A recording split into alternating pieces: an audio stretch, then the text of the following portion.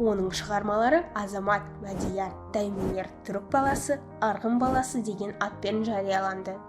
Ол билеуші билікті сынға алып, өз халқының бостандығы үшін күрескен.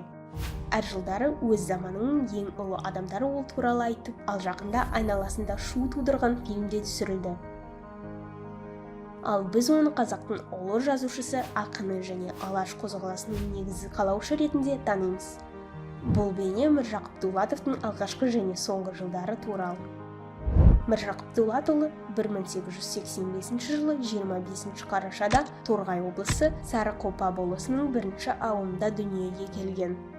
Бала анасын толығымен білмеді. Ол 2 жасында анасынан айырылды. 8 жасында әкесі Міржақыпты ауылдық молаға оқуға берді. Кейінірек кейіпкердің өзі де осы адамды өте надан адамға теңеген болатын. Осы адамда қанша уақыт оқығаным есімде жоқ, тек араб дұғаларын жаттаудан басқа ештеңе үйренбегенімді білемін. 12 жасында Міржақыптың әкесі қайтыс болады. Бала осы жағдайдан аман қалып, ауыл мектебін бітіріп, 1901 жылы мемлекеттік орыс қазақ училищесіне түсіп, 1902 жылы ауыл мұғалімі болып бітірді. Осы уақытта ол қазақ тілі мұғалімі болған Ахмет Байтұрсыновты кездестіреді. Сәл кейінірек 1904 жылы Қарқаралы қаласында Міржақып алаш қозғалысының екінші мүшесі Әлихан Бөкейхановпен танысады. 1907 жылғы 3 маусымдағы империялық жарлығына байланысты қазақтар Сібір мен Орта Азияның халықтары Ресей мемлекеттік думасына қатысу құқығынан айырылды. Міржақып бұл жағдайға ашуланып және неге әкелетініне анық түсінді.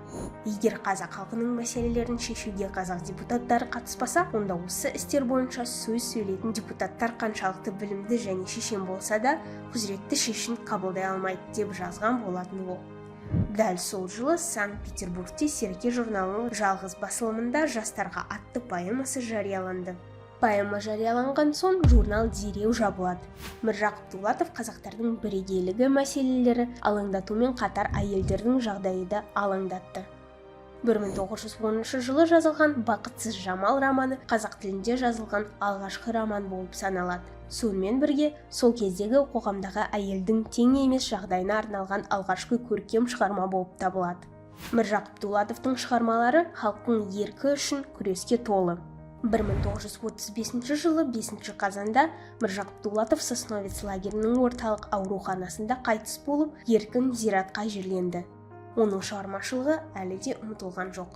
2021 жылы Қазақстан президенті Қасым Жомарт Тоқаев алаш негізін қалаушыларына ескерткіш ашты.